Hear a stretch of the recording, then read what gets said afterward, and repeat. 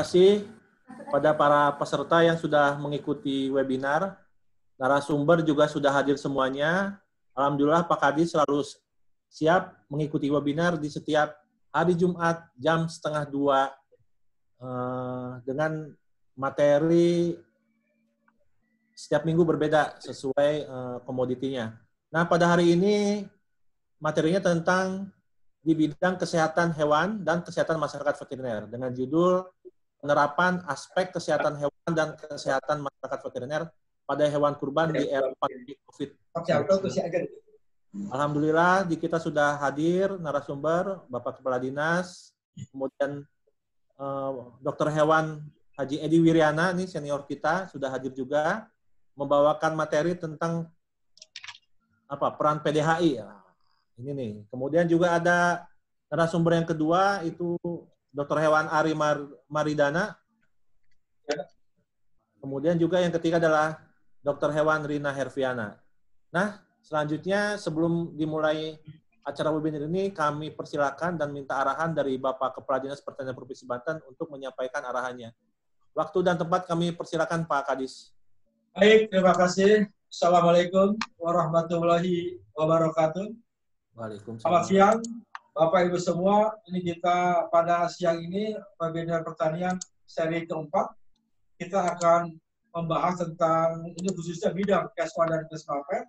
Mobil khusus kita pada hari ini akan berbicara tentang penerapan aspek kesehatan hewan dan kesehatan masyarakat veteriner pada hewan kurban di era pandemi COVID-19. Perlu kita ketahui bersama bahwa tahun ini adalah tahun yang betul-betul kita sangat luar biasa di luar kebiasaan kewajiban kita. Pertama, baru tahun ini Indonesia Republik ini tidak mengirimkan calon jemaah haji pada acara kita biasa untuk haji tahun ini. Yang kedua juga, kita dihadapkan dengan sebuah kenyataan social distancing dengan berbagai faktor pembatas. Yang berikut juga, perlu Anda ketahui bahwa pertumbuhan ekonomi juga Indonesia pada kuartal kedua ini juga pada posisi negatif. Hampir semua di negara belahan manapun juga pertumbuhannya negatif. Nah, pada hari ini kita akan berbicara tentang kesiapan menghadapi Idul Kurban. Istilah sebuah ujian keimanan, sebuah ujian keimanan umat Muslim Indonesia, mobil khusus di Provinsi Banten. COVID boleh ada, tetapi iman kita selaku umat Muslim tetap harus tambah kuat. Nah, untuk itu, saya selaku Kadis Pertanian yang menangani fungsi peternakan dan kesehatan hewan sesuai dengan kewenangan, dan saya selaku staf gubernur tentunya inti poin yang utama, saya harus mampu memberikan rasa nyaman aman kepada masyarakat Provinsi Banten. Nah, untuk itulah ada beberapa hal yang penting pada webinar hari ini. Saya harapkan peran serta saudara untuk mengikuti webinar ini dengan beberapa narasumber yang akan nanti memberikan materi. Saya untuk mengingatkan kembali kita bahwa pelaksanaan kurban kita dari sisi regulasi, pertama kita sudah jelas, kita pertama dari sisi Perda nomor 6 tahun 2011 tentang penyelenggaraan lalu lintas hewan dan produk hewan. Nah, inilah saya minta para tenaga medik veteriner dan para medik kabupaten kota se-Provinsi Banten, Anda harus lebih ketat lagi di mana hewan-hewan kurban yang masuk ke wilayah kabupaten kota di Provinsi Banten harus mengikuti Perda nomor 6 tahun 2011 tentang penyelenggaraan lintas hewan dan produk hewan. Contohnya, bagaimanakah SKKH dari daerah asal yang harus kita terapkan.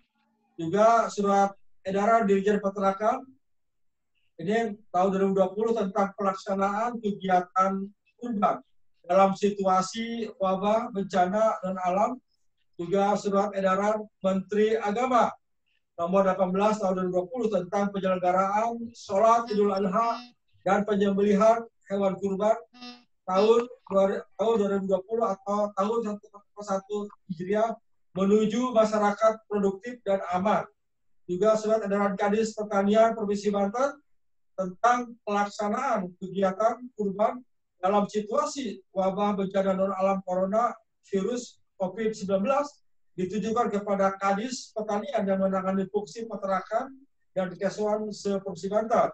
Dan juga pada hari ini juga saya kemarin juga sudah rapat dengan Pasakda, juga dengan MUI Banten, dengan Kanwil Kementerian Agama Provinsi Banten, bahwa tetap pelaksanaan pemotongan hewan harus mengikuti protokol kesehatan secara tegas dan nyata juga DKM Alban tadi.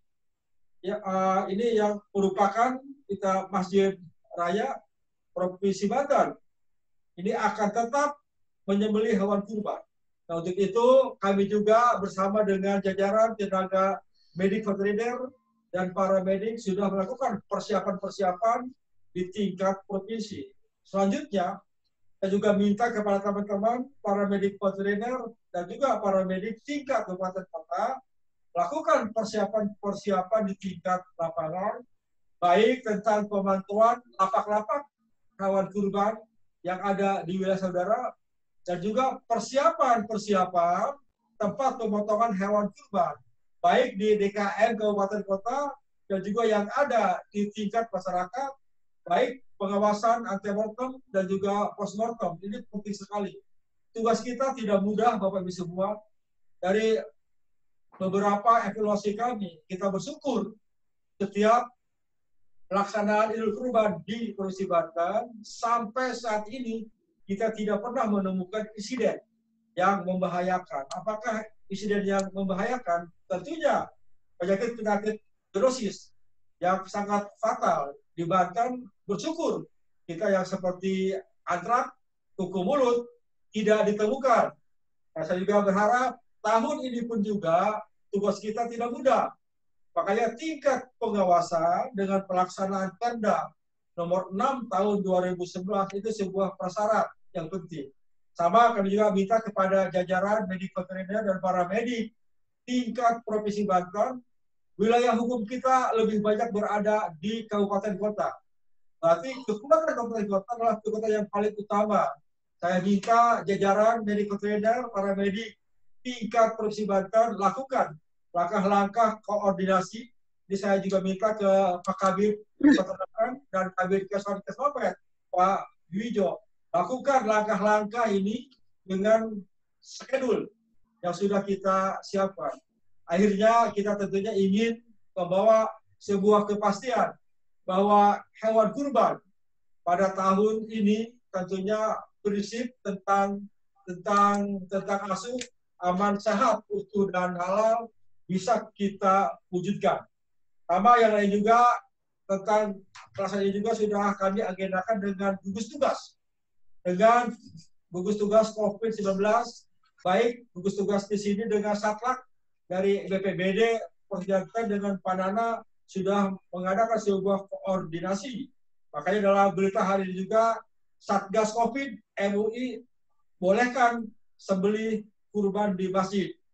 Ini ya sebuah perbolehan di sini. Tentunya kita bagaimanakah saya minta nanti pasca ini webinar lakukan langkah-langkah yang betul protokol kita kesehatan dari mulai juru sembelih dan juga yang kita pastikan sudah bersertifikat Juleha dan juga dari mulai kita masuk bagaimana sarung tangan, hand sanitizer dan lain sebagainya. Nah, itulah proses yang dikatakan bagaimana antemortem yang harus kita lakukan oleh para tenaga medik veteriner. Yang juga berikutnya, kalau kita mengevaluasi tentang data penyembelihan hewan kurban, sama ini juga tahun ini nampaknya banyak sekali penurunan dibandingkan dengan tahun kemarin. Kita indikator parameternya kita melihat jumlah lapak hewan kurban yang ada di lapangan. Nah, ini juga tentunya dampak COVID-19 puasa terjadi penurunan.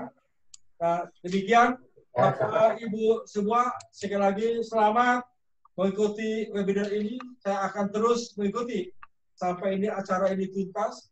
Saya punya rasa tanggung jawab moral bahwa di Stan Banten membuat sebuah agenda yang saya minta kepada saudara seknis setiap minggu kita mengadakan webinar, dan bahkan pada tingkat internal Dinas Pertanian akan diikuti setiap hari Senin pagi kami mengadakan webinar khusus di tingkat internal. Apakah itu masalah informasi kegiatan program, dan juga apakah tentang informasi kedisiplinan dan lain sebagainya. COVID boleh ada, tapi tidak menyurutkan keibadah kita, tidak menyurutkan semangat kerja kita. Demikian, terima kasih. Selamat mengikuti webinar. Wassalamualaikum warahmatullahi wabarakatuh. Waalaikumsalam. Terima kasih Pak Kadis atas arahan, informasi terkininya, dan selanjutnya kita sekarang akan masuk ke acara Pak Kadis. Alhamdulillah Pak Dr. Hewan Edi sudah ada Pak Kadis. Ya. Mana nih Pak Dr. Hewan Edi? Cek suaranya Pak Edi. Ya, ya. Assalamualaikum. Nanti agak keras dikit, kalau enggak didekatkan Pak Edi ya. Mic-nya didekatkan. Pak Edi akan menyampaikan materi tentang peran dari PDHI ya Pak Edi ya. Peran PDHI dalam pengawasan pemotongan hewan kurban yang halal dan cash rawan. Baik Pak Edi, waktu dan tempat kami persilahkan. Baik, Assalamualaikum warahmatullahi wabarakatuh. Yang Waalaikumsalam. Bapak Kepala Dinas, Pak Sekretariat, Bapak serta Bapak Ibu dan Pak Dinas pada yang hari ini. Jadi ini acara sekarang ini acara yang kami mewakili Perhimpunan PDHI dan Dokter Hewan Indonesia. Nah, ini saya berbicara mewakili yang utama mungkin Banten 1, juga mungkin sekaligus Banten 2. Ini peran PDHI dalam pengawasan dan pemeriksaan hewan kurban. Nah, ini selama ini memang terus terang saja peran PDHI belum terlalu terlihat dikaitkan dengan tugas ke-PDHI-an. Nah, ini mungkin coba nanti mulai tahun ini mudah-mudahan kita koordinasi PDHI. Coba Pak Edi, mic-nya dilepas dulu Pak Edi. Nah, lepas coba supaya lebih kencang. Tes lagi ya.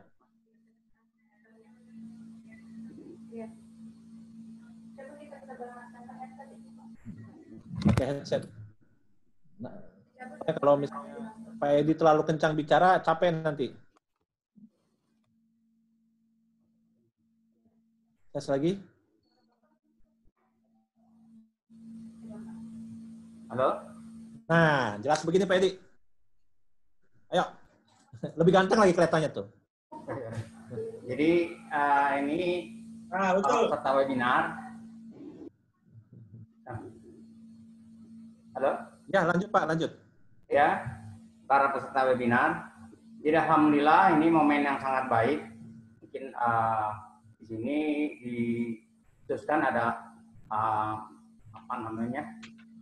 anggota PDHI khususnya dikaitkan dengan peran PDHI dalam pengawasan hewan kurban ini. Memang terus terang saja di beberapa provinsi ini, khususnya Pak Kadis, nanti kami dari PDHI akan memberikan rekomendasi anggota-anggota PDHI yang kira-kira dapat bertugas dalam pengawasan ini. Soal terus terang saja, dari anggota PDHI khususnya di Banten 1 ada sekitar 160 orang, dan di Banten 2, Tangerang khususnya, Tangerang Raya itu ada 164, dan di Banten 1 ini 71 orang, dan itu 2/3-nya rata-rata ASN. Nah, ini khusus yang sepertiganya ini non ASN, nah itu terang memang harus dari ketua PDHI khususnya dapat berkoordinasi memberikan rekomendasi anggota-anggota daripada PDHI, ya baik yang masih aktif mungkin di swasta maupun mungkin yang sudah pensiun. Nanti PDHI dapat memberikan rekomendasi untuk dapat ikut serta terlibat secara langsung dalam pelaksanaan teknis pengawasan hewan kurban, baik pada pemeriksaan antemortem maupun postmortem. Karena terus terang saja, kalau jumlah mungkin kalau Banten 1 dan Banten 2 itu sekitar 230 kalau jumlah, dengan wilayah Banten Sulawesi ini, ya, apalagi kalau misalnya mungkin dari yang anggota-anggota kawan-kawan yang dari swasta yang bukan belum terlibat secara maksimal, nah ini akan sangat kurang terawasi sekali. Tapi mudah-mudahan dari kurang lebih sepertiga anggota yang dari non ASN ini terlibat, insya Allah jangkauan pengawasan itu akan lebih luas lagi. Sebab terus terang saja, utamanya di titik-titik kritis pada saat pemotongan hewan kurban, banyak mulai dari perubuhan dan setelah perubuhan pemotongan dan pemotongan dilanjutkan dengan di proses pemotongan pengulitan dan pemotongan dan sebagainya itu adalah betul-betul membutuhkan tenaga medis maupun paramedis sebenarnya yang harus berada di lapangan. Itu karena terus terang saja kadang-kadang banyak petugas DKR yang terlibat dalam pemotongan kurban ini, kalau kita pengawasannya tidak intensif secara langsung, biasanya kurang maksimal. Oleh karena itu, PDHI syukur pada tahun ini dilibatkan secara langsung, walaupun sebelumnya memang sudah secara keanggotaan sudah dilibatkan, tapi mungkin secara organisasi belum terlalu kelihatan. Nah, mulai tahun ini mudah-mudahan koordinasi antara Ketua PDHI yang memberikan rekomendasi tugas yang mana saja yang ditugaskan oleh anggota PDHI untuk berkoordinasi dengan kepala dinas yang nanti akan memberikan surat perintah tugas dalam pengawasan hewan kurban ini. Dan ini tadi jumlah kurang lebih 230 se-Banten 1 dan Banten 2, mudah-mudahan dapat membantu dalam pengawasan pemotongan hewan kurban ini, baik pemeriksaan antemortem maupun postmortem. Dan perlu diketahui Bapak Ibu sekalian, PDHI ini terus terang saja dalam kelembagaan di Banten ini kita sudah betul-betul solid sehingga pertemuan pun intensif, sehingga pada saat koordinasi kalau misalnya ada penugasan sekarang ini dari PDHI mendapat mungkin surat dari dinas, nanti akan ditindaklanjuti untuk memberikan nama-nama dari anggota PDHI yang akan terlibat. Mungkin itu sementara bahan yang dapat kami sampaikan, Bapak Kadis dan Pak Sekdis, dan juga Bapak Ibu sekalian. Terima kasih. Ya, terima kasih Pak Dr. Hewan Haji Edi Wiryana. Senang saya bisa ketemu lagi Pak Edi. Ya, alhamdulillah. Ya mudah-mudahan Pak Edi kan sekarang di PDHI ya terus berkoordinasi dengan kami, masih butuh bimbingan kami nih untuk masalah ya siap dan Kesmafet ya Pak Edi ya. Ya siap. Ya, selanjutnya kita ke materi berikut, Dr. Hewan Ari Mardiana kalau nggak salah nih ya. Oh ini Maridana nih. Saya kenalnya Mardiana soalnya. Udah siap ya Pak Dr. Hewan Ari? Beliau akan menyampaikan tema cerdas memilih hewan kurban yang aman dan sehat serta penerapan protokol kesehatan COVID-19 di lapak penjualan. Nah, ini sebetulnya wajib diikuti oleh Juleha kayaknya nih ya, dan pelapak penjual lainnya kalinya. Ya, pelapak kebetulan yang sebenarnya wajib hadir ada pelapak Pak. Ya, pelapak. Nah, ini harusnya nanti di-share nih nanti materinya ya, teman-teman ya. Oke, yang hadir bukan pelapak soalnya, yang hadir banyak petugas. Nah, nanti tolong di-share nanti. Ini kan kita live di Facebook, nanti materinya kita share. Baik, Dokter Menteri, dipersilakan, Mangga. Ya, terima kasih. Assalamualaikum warahmatullahi wabarakatuh. Selamat siang semuanya, peserta webinar bidang kesehatan hewan dan kesehatan masyarakat veteriner Dinas Pertanian Provinsi Banten. Puji syukur, marilah kita panjatkan kehadirat Allah Subhanahu wa Ta'ala, di mana kita masih bisa melakukan aktivitas keseharian kita, walaupun sekarang adalah era normal baru, katanya gitu, era new normal, dikarenakan adanya mewabah virus corona. Perkenalkan, nama saya Ari Mardiana, salah satu medik veteriner atau lebih dikenal dengan dokter hewan pada Dinas Pertanian Provinsi Banten, tepatnya di bidang kesehatan hewan dan kesehatan masyarakat veteriner. Jadi saya share.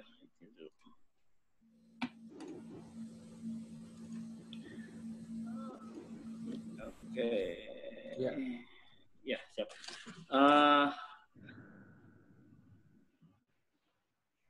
Hari ini saya akan berbagi atau sharing tentang berbagai trik dan tip memilih hewan kurban dan hal-hal apa saja yang perlu diperhatikan apabila kita mengunjungi lapak hewan kurban atau tempat jual beli hewan kurban. Tapi mohon maaf sebelumnya, bukan maksud untuk menggurui, apalagi di sini kan kayaknya banyak senior-senior, anggota PDHI, PPL saya lihat banyak juga, dan mungkin peserta-peserta dari kabupaten kota, bahkan mungkin kalau pelapaknya agak sedikit yang hadir mungkin ya. Padahal ini kemarin udah di-share juga ke pelapak-pelapak, kebetulan karena kita baru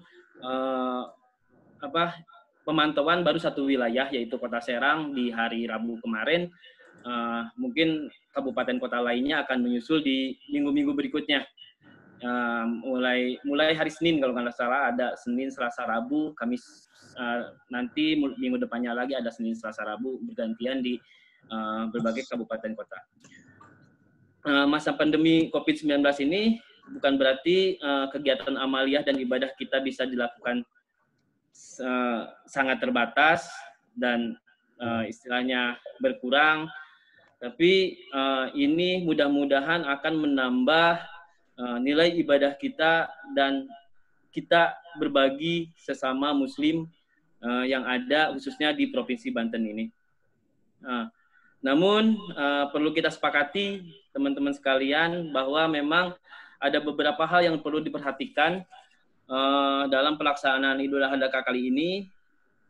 Salah satu di antaranya adalah bagaimana kita harus selalu memperhatikan protokol kesehatan pencegahan COVID-19, baik dalam jual beli, pemotongan, pembagian daging, dan lain-lainnya.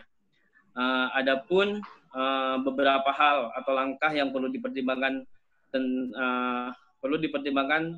tentang tempat penyelenggaraan beli hewan kurban agar penjual, pekerja, pembeli itu terhindar dari dan aman dari penularan COVID-19. Menurut surat edaran pemerintah, setidaknya ada 4 cara. Ya, di antaranya adalah ini.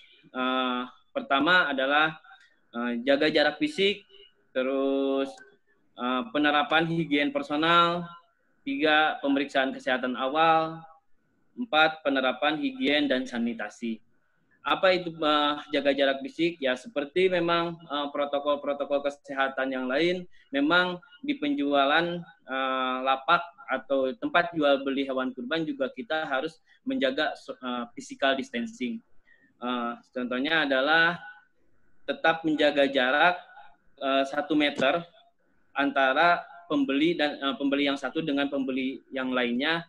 Bahkan kalau menurut surat edaran ini, penjualan hewan kurban sebaiknya menggunakan sistem online, gitu. Itu lebih aman sebenarnya bagi kita semua karena kita tidak istilahnya berhubungan langsung dengan orang lain yang dikhawatirkan nanti orang itu adalah orang yang sudah terkena oleh virus COVID-19. Nah, tempat penjualan hewan juga harus memiliki alur pergerakan satu arah. Jadi diusahakan kita juga sedang mensosialisasikan bahwa setiap lapak-lapak itu harus memiliki alur sehingga si pengunjung tidak acak-acakan. Nanti pengunjung cuman melihat nomornya, nanti nomor yang mereka telah lihat dan mereka istilahnya seneng, udah gitu diambil, dipisahkan dan baru proses jual belinya. Bahkan kalaupun misalnya jadi pembeliannya pun dianjurkan untuk menggunakan uang elektronik. Terus yang selanjutnya adalah penerapan higien personal. Jadi penjual, pekerja, dan pembeli harus menggunakan masker. Itu hal yang wajib. Terus penjual dan pekerja menggunakan baju lengan panjang dan sarung tangan. Memang kita juga menganjurkan kepada para pelapak-pelapak supaya mereka memakai sepatu bot dan memakai baju tangan, masker, dan topi. Kemarin gitu. Terus hindari penggunaan alat pribadi. Contohnya alat sholat jangan bersama-sama untuk para pedagang. Terus alat makan juga tidak boleh bersama-sama. terus hindari jabat tangan, termasuk mengupayakan bertransaksi dengan uang elektronik, tadi sudah saya sebutkan. Terus sepulang dari tempat penjualan, segera membersihkan diri, itu amanat untuk yang punya lapak. Terus apabila ada pembeli datang, maka kita sebagai pelapak wajib melakukan pengukuran suhu tubuh, karena itu merupakan screening atau pemeriksaan awal untuk apakah dia terkena COVID-19, karena salah satu indikasi terkenanya COVID-19 adalah dengan suhu di atas 37,5 derajat Celcius. Nah, si pengukur suhu ini harus disediakan di setiap pintu dan dilakukan pengecekannya oleh pekerja menggunakan alat pelindung diri berupa masker dan face shield. Pembeli yang sakit dilarang masuk ke tempat penjualan. Apabila ada indikasi pembeli yang sakit, suhunya di atas 37,5, maka dipersilakan untuk pulang kembali, atau dia bisa memilih hewan secara online dengan melihat foto-fotonya dan nanti dikirimkan via WA atau via media sosial yang lainnya. Terus penjual dan pekerja dari luar daerah harus memiliki surat keterangan sehat dari rumah sakit atau puskesmas. Ini juga untuk pelapak seharusnya memang dari hasil pemantauan kemarin ada beberapa penjual yang memang dari luar kota belum disertakan surat kesehatan dari rumah sakit atau puskesmas, tapi kita kemarin sudah menganjurkan dan mereka mengiyakan, tapi ya kita nanti akan lihat lagi apakah mereka menuruti protokol itu atau tidak. Terus penerapan higien dan sanitasi, contohnya di lapak-lapak harus menyediakan fasilitas cuci tangan dengan menggunakan sabun atau hand sanitizer dengan kandungan alkohol minimal 70% di setiap akses masuk atau tempat yang mudah diakses.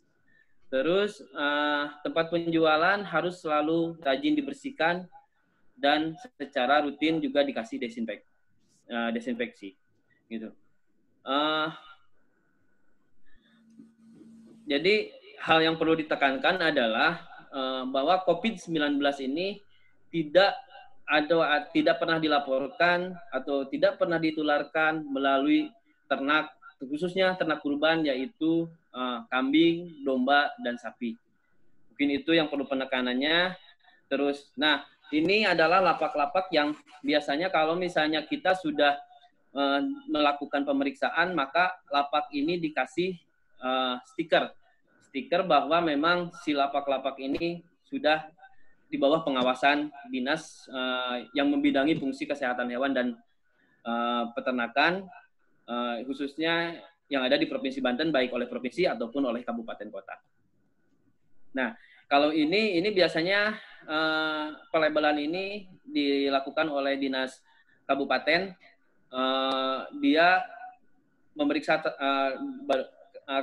berbarengan dengan kita, memeriksa per ekor, dan kalau misalnya sudah dinyatakan sehat, maka dia akan dikasih label dengan cara dikalung atau digantung. Ini contohnya yang ada di Pandeglang dan yang ada di Kabupaten Tangerang. Tapi kalau provinsi memang hanya memasangkan stiker saja, karena kalau misalnya 2 label juga tidak terlalu bagus kelihatannya. Nah, ini beberapa syarat hewan kurban, yaitu sehat, gemuk, tidak cacat, cukup umur, dan diupayakan jantan.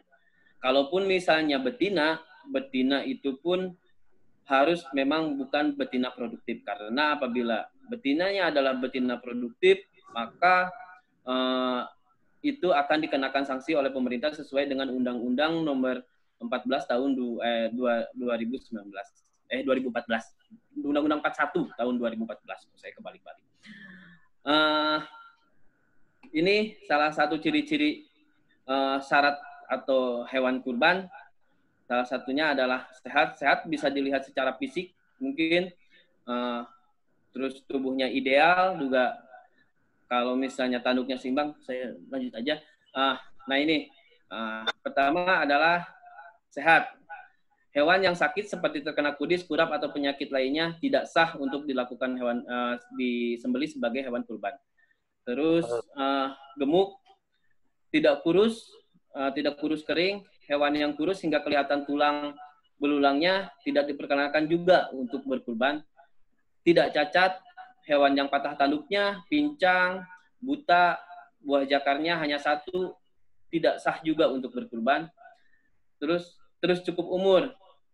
Untuk unta 5 tahun, tapi memang mungkin unta ini tidak ada di Indonesia. Itu khusus untuk di daerah Timur Tengah sana biasanya. Terus sapi atau kerbau sudah berumur 2 tahun. Kambing biasa berumur 2 tahun, sedangkan domba atau biri-biri sudah berumur 1 tahun. Tapi yang perlu diperhatikan adalah yang paling gampang memperhatikannya di mana pada sapi ataupun domba itu giginya sudah kupak atau patah. Itu biasanya kalau misalnya sudah patah satu, dia berarti umurnya untuk sapi sekitar 1,5 tahun ke atas, untuk kerbau itu sekitar 2 tahunan, dan untuk kambing memang untuk umurnya 1 tahun ke atas gitu. Terus sebaiknya jantan bila betina sedang hamil, penyembelihan betina produktif Undang-Undang Pasal 1 2015 sehingga dapat dikenakan sanksi. Nah, ini beberapa leaflet pelarangan penyembelihan betina produktif diedarkan oleh Kementerian Pusat, oleh Dinas Pertanian Provinsi, dan oleh Kabupaten, dan ini sudah dipasang di RPH, tapi untuk di lapak-lapak pemotongan hewan kurban memang saat ini belum ada karena memang spanduknya terbatas. Nah, mungkin segitu penyampaian sedikit dari saya tentang amanat untuk lapak-lapak dan ciri-ciri hewan kurban yang baik menurut syariat Islam. Kurban adalah tanda cinta kita pada Allah dan cinta pada sesama. Mari berkurban. Demikian, terima kasih. Assalamualaikum warahmatullahi wabarakatuh. Waalaikumsalam. Terima kasih Pak Dr. Hewan Ari atas paparannya. Nah ini sebelum berlanjut ke Dr. Hewan Rina, saya bertanya sedikit aja. Itu tadi ada pelabelan ya dari kabupaten kota berarti ya? Pelabelan dari kita, tapi kalau tagging dari kabupaten ya? Ya, yang label di hewannya itu dari kabupaten biasanya Pak Haji. Ya. Kalau misalnya yang stiker yang ditempel di lapak itu dari kita biasanya. Dari kita ada, dari kabupaten kota juga ada. Itu nggak bayar kan? Enggak bayar. Oke. Enggak, itu cuma stiker doang. Ya, banyak WA ke saya nih. Mau ini dong, mau buat surat layak potong kurban. Nah, ini memang dibutuhkan ya? Kalau surat layak potong kurban, itu mungkin surat keterangan kesehatan hewan, Pak Haji. Hewan, SKKH lah ya. Ya, SKKH itu. Oke, nanti tolong dimonitor aja, takut nih ada orang teman-teman kabupaten kota, apakah ada bukti. Intinya sama sih ya, intinya sama, takut ada perlu itu gitu. Oke, siap Pak Haji. Pak Dr. Hewan Ari. Nah, selanjutnya kita ke materi yang selanjutnya. Ini Bu Rina udah siap? Sudah, Pak. Siap, nah, nih jelas nih suaranya. Nah, ini Bu Rina ini akan menyampaikan materi penanganan daging kurban yang aman, sehat, utuh, dan halal. Kita dengarkan materinya, nanti kita sharing setelah materi ya, teman-teman. Baik, Bu Dr. Hewan Rina, dipersilakan. Ya, terima kasih, Pak. Wah, penggema nih suaranya nih, ada yang dekat tuh. Ehonya dimatiin. Nah, tes lagi ya, Bu. Iya, Pak. Oke. Enggak. Assalamualaikum warahmatullahi wabarakatuh. Selamat siang, salam sejahtera bagi kita semua. Sebelumnya saya ucapkan terima kasih kepada Pak Sekdis, Pak Moderator yang telah memberikan saya kesempatan untuk sharing mengenai tema yang diberikan, yaitu penanganan daging kurban yang asuh, aman, sehat, utuh, dan halal.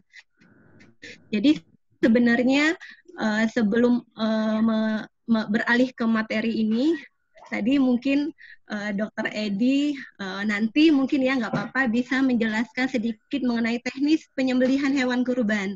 Karena memang Dr. Edi, beliau ini senior kita, dianggap ahli lah ya, praktisi juga, selain mewakili PDHI juga termasuk yang praktisi melaksanakan penyembelihan hewan kurban. Jadi mungkin nanti beliau ya, betul Pak Sekdi, udah dapat sertifikat Juleha juga. Nah, jadi nanti mungkin Dr. Edi bisa sedikit sharing mengenai teknis penyembelihan hewan kurban yang memenuhi kaidah Kesmafed dan kesejahteraan hewan. Sebentar Bu Lina, ini ada, sip udah dimatikan Pak Putu, terima kasih. Ada yang baru masuk, mic-nya nyala. Ayo, mangga dilanjut Bu Lina.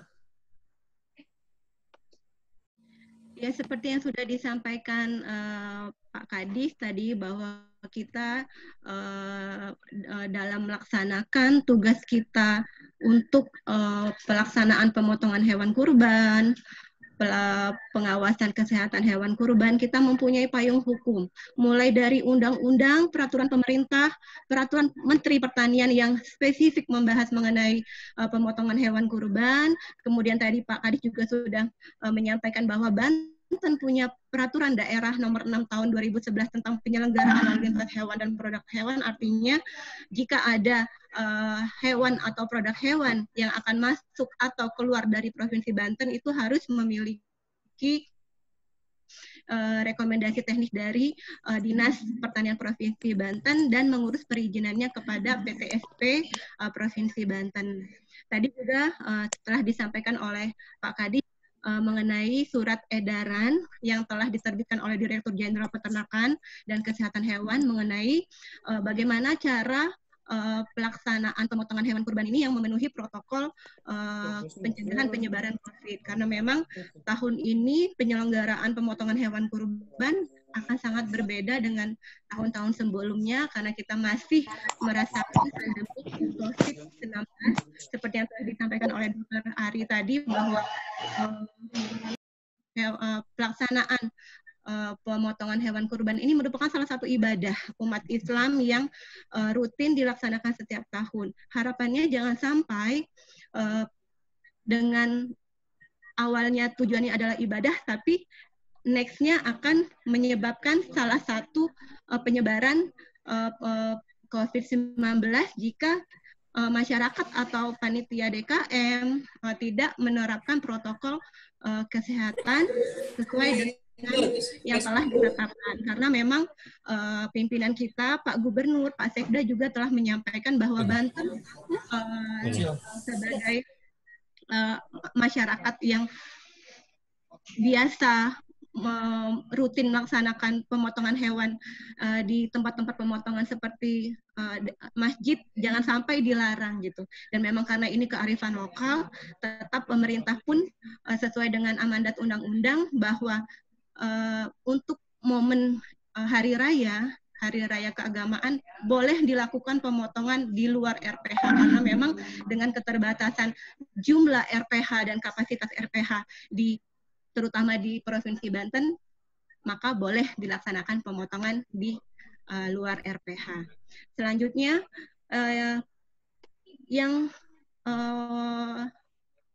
poin yang kita ambil dari isi surat edaran Dirjen ini mengenai pelaksanaan kegiatan kurban di fasilitas pemotongan itu tidak jauh beda dengan surat edaran pada tempat penjualan hewan kurban yang telah disampaikan oleh Dr. Ari. Yang menjadi berbeda adalah poin-poin pada yang pertama di poin jaga jarak fisik, kemudian di pemeriksaan kesehatan awal dan penerapan higien dan sanitasi. Yang mungkin akan berbeda juga adalah diharapkan tempat pemotongan hewan kurban itu memiliki izin dari dinas teknis setempat, artinya dinas yang menangani fungsi peternakan dan kesehatan hewan kabupaten kota. Jadi seharusnya yang mungkin teman-teman dinas kabupaten kota bisa bisa menindaklanjuti, mensosialisasikan kembali kepada DKM-DKM bahwa mereka harus memiliki izin ini atau persetujuan dari dinas yang menangani fungsi peternakan atau Keswan dan Kesmafet. Kemudian dalam pelaksanaannya juga melibatkan aparat keamanan setempat. Artinya karena memang tahun ini kondisinya berbeda dengan tahun sebelumnya, artinya pengawasan pemotongan hewan kurban di luar rumah potong hewan ini menjadi tanggung jawab kita bersama, bukan hanya tanggung jawab oleh dinas teknis, tapi bersinergi dengan dinas atau instansi lainnya seperti BPBD, kemudian dinas kesehatan, dan mungkin juga Satpol PP. Kemudian mengenai jarak fisik yang harus diperhatikan dalam proses pemotongan hewan kurban adalah diharapkan pemotongan tersebut hanya dihadiri oleh panitia dan petugas. Jadi tidak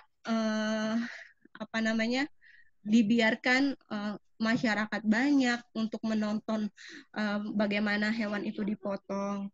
Kemudian yang kedua, pendistribusian daging sebaiknya dilakukan oleh panitia ke rumah kaum mustahiknya. Jadi tidak disarankan dibiarkan kupon dibagikan, kemudian dibiarkan dalam waktu bersamaan kaum mustahik mengantri dengan kerumunan dan waktu yang bersama-sama. Mungkin nanti panitia bisa mendiskusikan lagi kembali di DKM bagaimana cara atau solusi yang tepat. Yang penting adalah mengurangi kerumunan, jaga jarak. Kemudian pada saat pada saat pengulitan, pencacahan, penanganan sampai pengemasan daging dilakukan oleh panitia dengan tidak saling berhadapan. Artinya mungkin diatur nanti jadi berbaris ke kanan atau ke kiri gitu. Berarti kan membutuhkan space yang menjadi lebih besar juga. Kemudian untuk yang penerapan hygiene personal sama dengan yang sudah dijelaskan oleh Dr. Ari tadi, dimulai dengan wajib menggunakan masker, menggunakan face shield, menggunakan sarung tangan, kemudian menggunakan apron dan shoe cover. Selanjutnya untuk yang screening, pemeriksaan kesehatan awal ini diharapkan sekali bahwa panitia pemotongan hewan kurban itu berasal dari lingkungan yang sama, tidak berasal dari kabupaten atau tiba-tiba keluarganya dari kabupaten yang berbeda datang menjadi panitia. Diharapkan tidak seperti itu, karena kita berusaha mengurangi potensi penyebaran COVID-nya.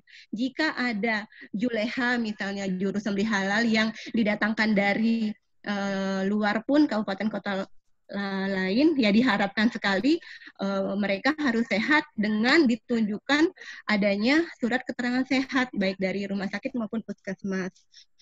Kemudian untuk screening menggunakan termogan untuk mengetahui suhu tubuhnya, yaitu penting, tapi tetap mungkin bisa dipikir, yang dikhawatirkan adalah ya harapannya setiap DKM punya anggaran untuk bisa membeli termogan ini. Ya jika tidak ya mungkin bisa ditekankan kembali bahwa panitia yang ikut harus benar-benar dalam kondisi sehat, tidak dalam kondisi demam, batuk pilek, sakit tenggorokan maupun sesak nafas. Sedangkan untuk penerapan hygiene dan sanitasi ini lebih ditekankan kepada perawatan dan lingkungan di mana proses pembuangan akan dilaksanakan. Sebaiknya dilakukan desinfeksi terlebih dahulu, kemudian disediakan tempat cuci tangan, sabun, kemudian peralatan dilakukan desinfeksi sebelum digunakan. Dan penanganan daging dan jeroan harus dilakukan oleh panitia dan petugas yang berbeda. Untuk selanjutnya, dalam hal pemotongan hewan kurban ini yang menjadi pokok utama adalah bahwa setiap suatu lokasi pemotongan hewan kurban itu idealnya memiliki beberapa area. Jadi memang ada area khusus untuk penampungan hewan sementaranya, kemudian ada area penyembelihan, pembersihan jeroan, ada area untuk penanganan daging khusus karkas, kemudian ada area khusus untuk jeroan, dan yang paling penting adalah jangan sampai pada saat setelah selesai dilaksanakan pemotongan hewan kurban, maka akan menimbulkan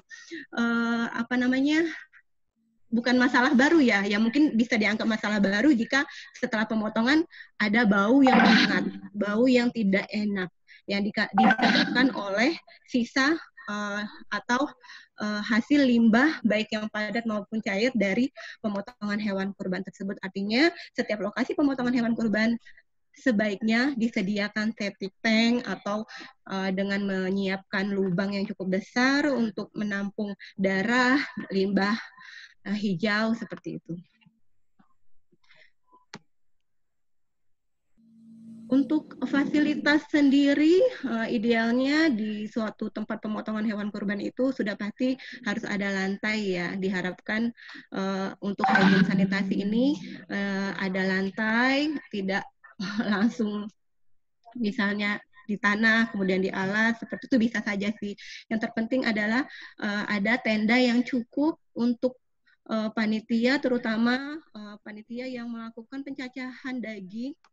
Jangan sampai nanti daging yang sudah dipotong-potong ini kemudian juga terkena panas dan terkontaminasi dengan kotoran-kotoran yang tidak seharusnya. Kemudian pada saat penyembelihan di lokasi penyembelihan itu sebaiknya tertutup, jadi tidak diupayakan untuk tidak ditonton, karena kenapa tujuannya adalah untuk mencegah hewannya stres, karena kalau hewannya stres akan mempengaruhi kualitas karkas atau dagingnya. Kemudian cradle, apa sih cradle? Itu adalah alas tempat hewan yang baru disembelih untuk memindahkan atau bisa digunakan untuk tempat pengulitan. Biasanya teman-teman di lokasi pemotongan itu mereka lebih kreatif lah membuat cradle dengan berbagai bahan. Nah, kalau untuk di beberapa model pemotongan hewan kurban di DKM di Banten, salah satunya di Kota Tangerang, sudah ada juga katrol manual, jadi untuk menggantung karkas sapi. Selanjutnya ada tiang dan penggantung karkas, biasanya kan untuk hewan ternak domba kambing setelah disembelih, dikuliti, setelah disembelih digantung kemudian dikuliti. Kemudian tadi seperti yang saya sampaikan ada wadah khusus untuk penampungan jeroan merah, jeroan hijau, pisau dan asahan sudah pasti sebaiknya pisau selalu dalam kondisi tajam dan jangan biarkan mengasah pisau di dekat hewan yang akan disembelih. Selanjutnya ini masalah meja. Memang sebaiknya pencacahan penanganan daging dilakukan di atas meja, karena untuk menghindari kontaminasi kotoran dengan tanah. Tapi walaupun tidak ada, kita bisa mengakali dengan menggunakan terpal, dan terpal ini juga jangan sampai diinjek-injek lagi gitu. Jadi kakinya kotor, nginjek terpalnya kemudian ditaruh daging-daging di situ. Nah, ini seperti yang sudah saya sampaikan tadi mengenai septic tank atau sarana pengolahan limbah juga menjadi hal utama yang harus dimiliki oleh suatu tempat pemotongan hewan kurban. Nah, pada saat hewan setelah dipotong, sebaiknya dilakukan pengikatan tali pada saluran makanan. Kotoran atau sisa makanan itu tidak kontaminasi daging. Nah, mungkin nanti pada saat pelaksanaan pemotongan hewan kurban, teman-teman dari Dinas Pertanian Provinsi Banten akan melakukan monitoring di beberapa lokasi di wilayah Kota Serang, begitu juga dengan teman-teman Kota Serang dan teman-teman di 7 kabupaten kota lainnya. Mereka akan melakukan pemeriksaan antemortem dan postmortem. Postmortem ini dengan melihat apakah terjadi kelainan pada organ-organ dalam si hewan kurban. Nah, biasanya yang paling banyak ditemukan kelainan itu adalah pada hati. Mungkin bisa dilihat pada gambar ini ada hati yang terinfeksi cacing hati, bentuknya sudah tidak mulus. Kalau hati yang mulus ini di sebelah kiri bisa dilihat mulus, kenyal seperti ini. Nah, kalau yang udah terinfeksi dia seperti berkapur ya, bungkul-bungkul, dan kalau di sayat mungkin bisa ditemukan cacing hatinya. Mungkin itu yang dapat saya sharing, sekedar reminder bagi kita bersama. Intinya adalah bahwa pengawasan pemotongan hewan kurban ini adalah untuk menjamin bahwa daging yang diedarkan kepada kaum mustahik memenuhi kriteria asuh. Apa itu aman, sehat, utuh, dan halal? Asuh artinya tidak mengandung bibit penyakit baik bakteri, virus, dan fisika. Kemudian sehat sudah pasti mengandung gizi yang dibutuhkan oleh manusia. Utuh sudah pasti benar-benar daging berasal dari hewan ternak tersebut tanpa ditambah apapun, dan halal memenuhi kriteria syariat Islam. Nah, demikian Pak Moderator yang dapat saya sampaikan. Mungkin nanti dilanjutkan dengan diskusi jika masih ada hal-hal yang ingin ditanyakan. Terima kasih. Baik, terima kasih Bu Dr. Hewan Rina atas pemaparannya. Bu Dokter, ada DKM atau tempat pemotongan ya, yang sudah mengikuti kriteria asuh nggak nih? Kan kita ada program tuh kemarin tuh yang di masjid apa tuh? Kalau tahun lalu melalui bantuan fasilitasi dari APBN kita, Pak, ada Masjid Uswatun Hasanah di Kecamatan Pinang yang sudah menjadi model atau contoh pemotongan hewan kurban yang memenuhi kriteria asuh. Oh ya, jadi ya bisa jadi referensi lah ya ke situ ya. Baik, terima kasih atas paparannya Bu Dr. Hewan Rina. Sama-sama. Rekan-rekan nih masih ada waktu sampai jam 3:30 kita.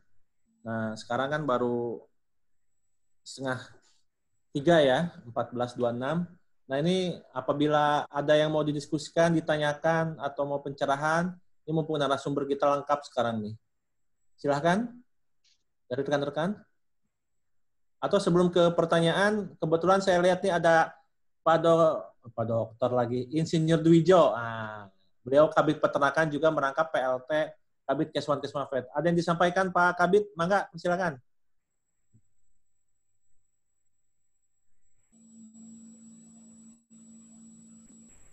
Diklik mic yang ada tulisan mic di kiri bawah. Kiri bawah.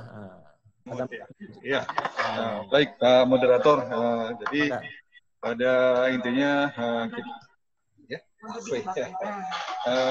kita sedang melaksanakan salah satu kegiatan dari program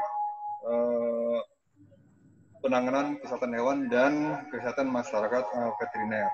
Jadi ada beberapa tolak ukur yang memang sudah menjadi kegiatan sehari-hari. Di antaranya adalah pertemuan teknis pengawasan obat hewan untuk pengawasan obat hewan.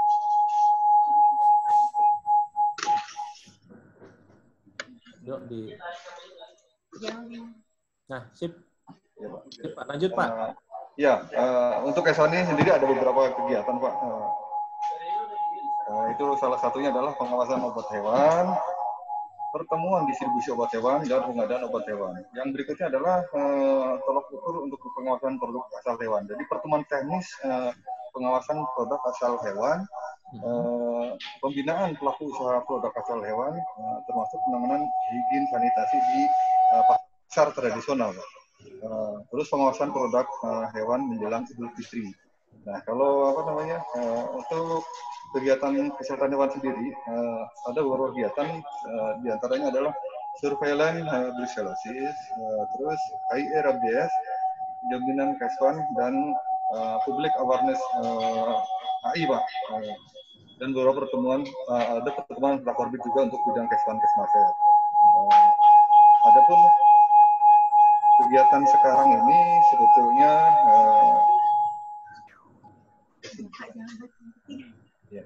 jadi salah satunya adalah kegiatan pembinaan di unit kesehatan hewan dan sertifikasi nomor kontrol veteriner, Pak. Dan ini sebetulnya sedang vakum karena belum ada pejabat otopetnya.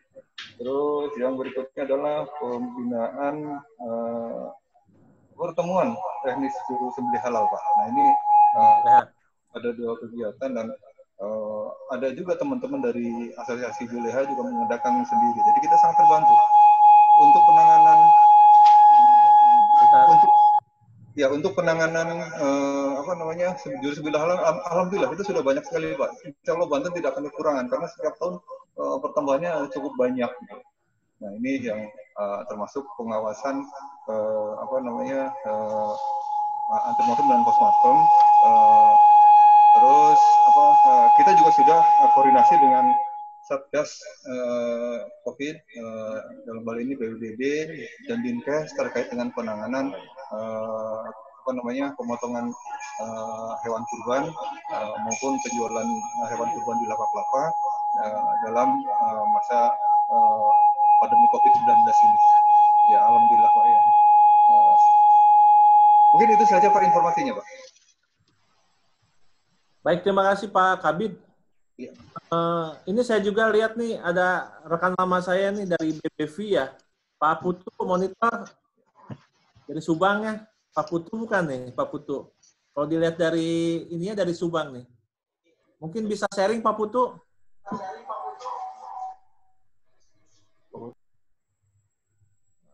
Oh, tampaknya monitor nih Pak Putu, saya lihat nih. Halo Pak Putu, dari masih BPV Subang ya Pak Putu ya? Izin Pak Sekdis. Tanya enggak?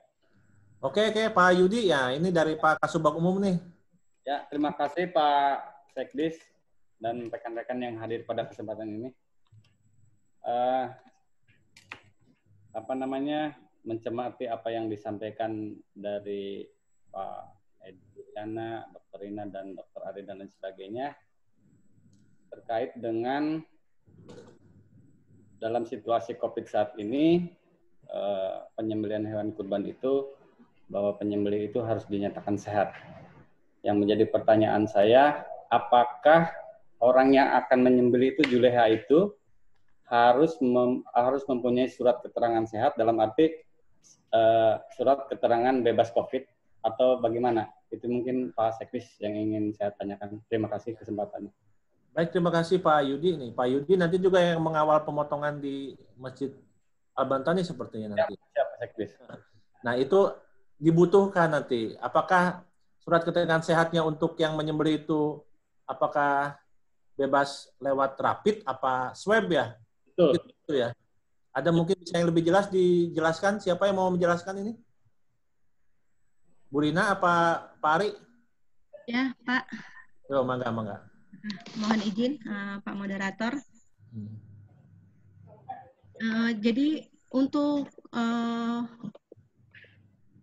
kalau berdasarkan edaran dari Dirjen Peternakan dan Kesehatan Hewan bahwa baik pedagang penjual hewan kurban maupun di lokasi pemotongan sebenarnya tidak ada poin harus dilakukan pemeriksaan rapid test maupun swab test, karena hal ini mungkin jika menjadi poin yang dimasukkan di surat edaran akan menjadi hal yang sangat berat ya Pak Sekdis ya, karena kan tidak mudah untuk melakukan hal tersebut. Ya, pertama mungkin dari bahannya sendiri, kemudian yang kedua personil, misalnya teman-teman dari Dinkes, kemudian apakah masyarakatnya sendiri, pedagang maupun pemotong, panitia itu apakah mereka mau. Yang dikhawatirkan adalah nanti jika ternyata positif, apa yang akan dilakukan. Nah, jadi jadi di edaran sendiri pun tidak ada poin harus dilakukan pemeriksaan rapid maupun swab. Kemarin kita juga bersama pimpinan sudah melakukan koordinasi ke Dinas Kesehatan Provinsi. Dan kita sampaikan juga jika memang panitia pemotongan hewan kurban khususnya di Masjid Raya Al-Bantani, kalau memang mereka bersedia dan bisa di arrange untuk panitianya bisa dan mau melakukan pemeriksaan rapid atau swab, silakan mengajukan surat, mengirimkan surat kepada Dinkes, dan mereka akan memfasilitasi pengujian tersebut dengan cara panitia tersebut yang datang ke Dinkesnya, dijadwalkan dan datang ke Dinkes. Mungkin itu saja, Pak Sekdis. Oke, baik, terima kasih. Cukup jelas ya Pak Yudi ya. Terima kasih Pak Sekdis atas informasinya. Mau silakan dilanjut. Oke, selanjutnya nih, ini saya biasanya mempersilakan bebas nih, tapi saya sekarang mau tanya satu-satu nih dari rekan-rekan kabupaten, karena saya juga kangen sama rekan-rekan kabupaten. Saya lihat nih ada yang dari Kabupaten Tangerang baru masuk, suaranya mana nih? Ya, izin Pak Sekdis, mungkin tadi yang dimasuk Dokter Putu juga Dokter Putu dari Kabupaten Pandeglang, Pak Sekdis. Oh, bukan yang Belvi ya? Oh, bukan. Ada dokter. Kalau itu Putut ya, kalau dari ya Putut itu dokter hewan. Oke. Ya. Siap. Makasih. Ini dari Tangerang, ada Kabupaten Tangerang nih. Mana suaranya Bu Kustri? Nah. Bu Kustri, halo. Halo. Assalamualaikum. Ada yang bisa disampaikan Bu Kustri gimana kondisi Keswan dan Kesmafet di era pandemi ini? Bu Kustri? Terima kasih Pak Sekdis. Ya. Untuk Kabupaten Tangerang, persiapan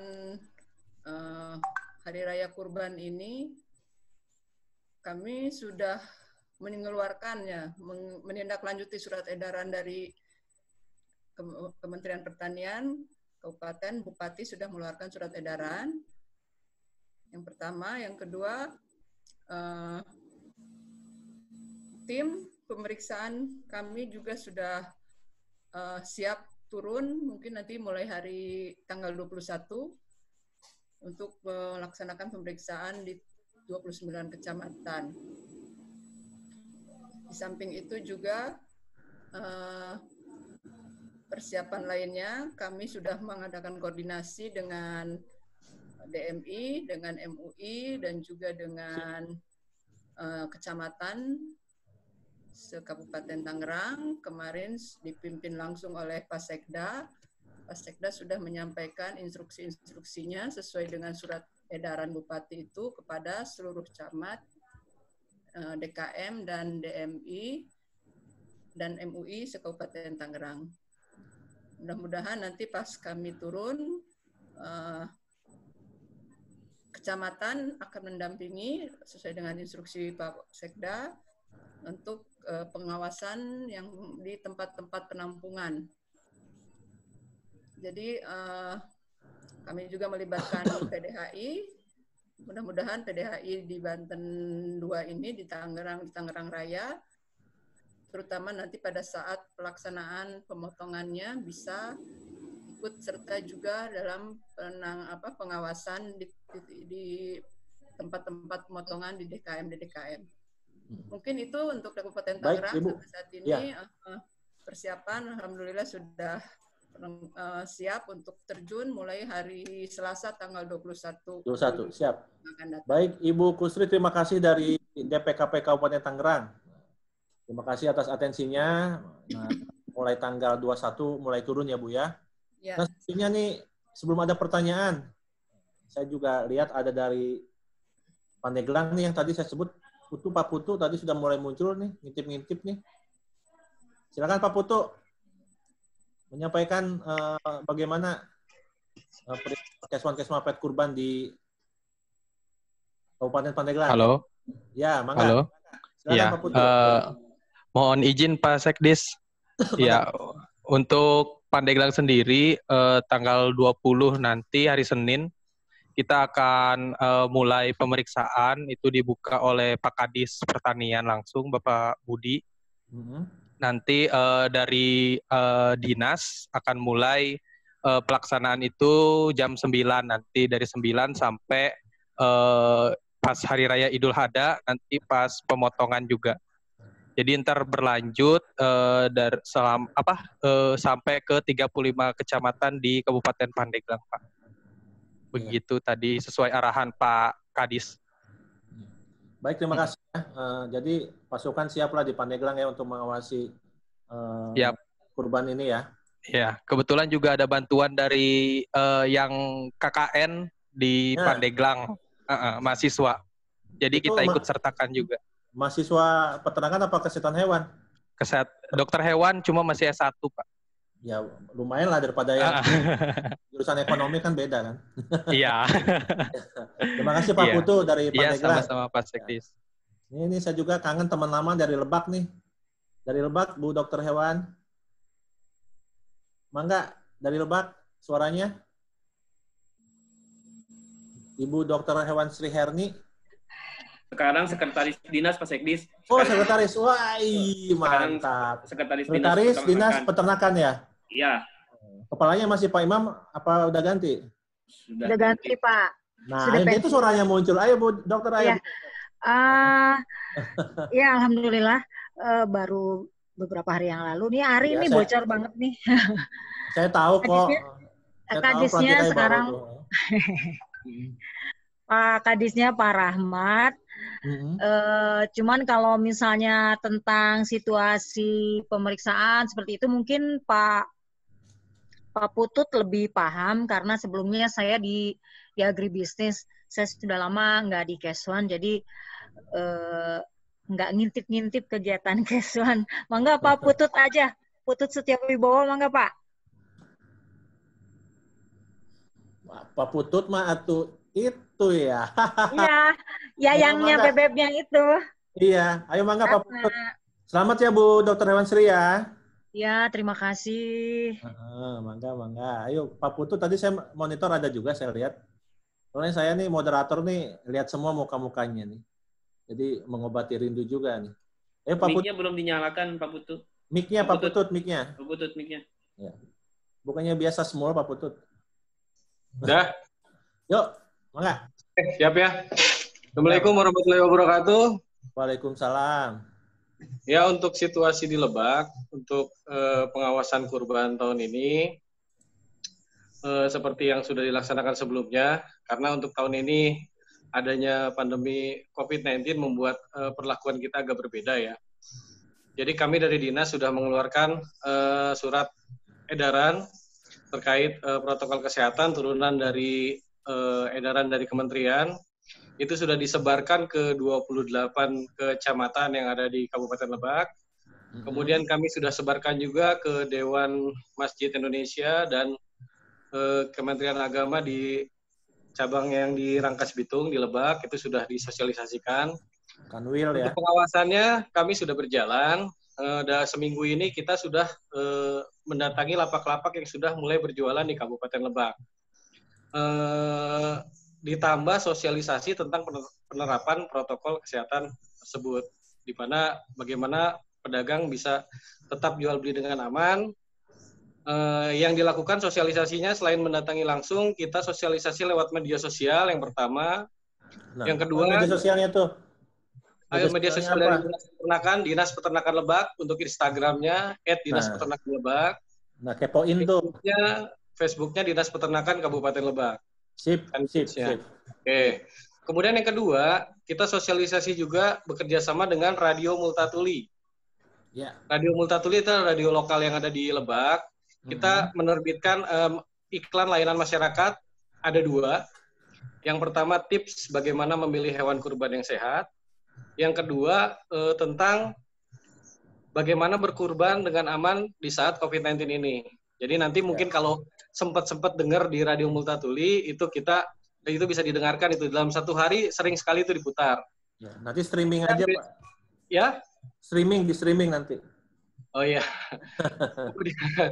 Kemudian selanjutnya, minggu depan kita juga ada talk show di radio tersebut 2 kali pada tanggal 20 dan 27. Jadi ini selain teknis pemeriksaan, kita juga sosialisasi supaya bagaimana masyarakat bisa mendapatkan informasi secara luas. Itu juga kami lakukan. Dan sementara hasil pemeriksaan tadi juga pagi saya dengan Pak Kadis dan Pak Kabid serta Ibu Kasih sudah melakukan monitoring di sekitar Rangkas Bitung. Dan alhamdulillah tidak ditemukan hal-hal yang tidak diinginkan, baik yang itu terkait dengan zoonosis maupun hewan-hewan ternak yang sakit gitu Pak.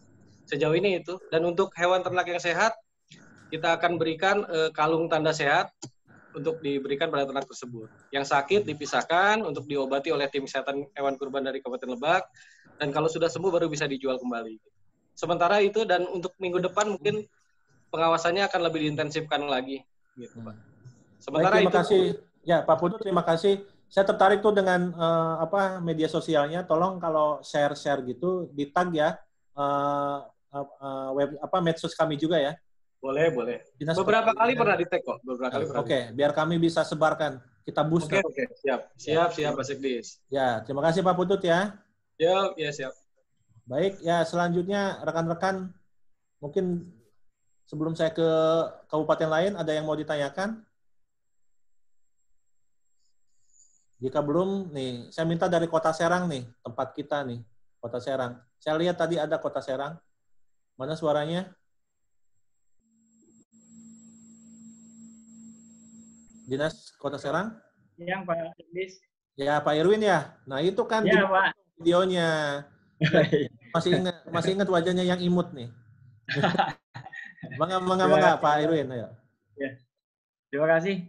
Assalamualaikum warahmatullahi wabarakatuh. Waalaikumsalam. Ya. Terima kasih Pak Sekdis, Pak Haji Asep, dan rekan-rekan semua peserta Zoom meeting.